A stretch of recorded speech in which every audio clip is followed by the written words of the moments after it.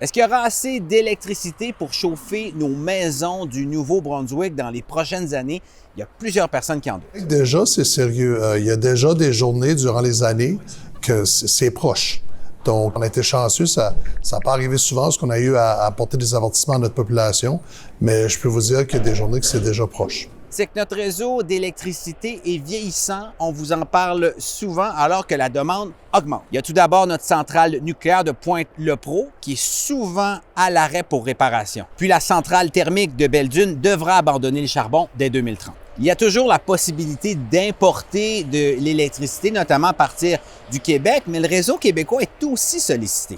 Si bien qu'Énergie NB prévoit une pénurie critique d'électricité dès 2028. Qu'on nous annonce comme ça qu'on va manquer d'électricité, c'est quand même épeurant.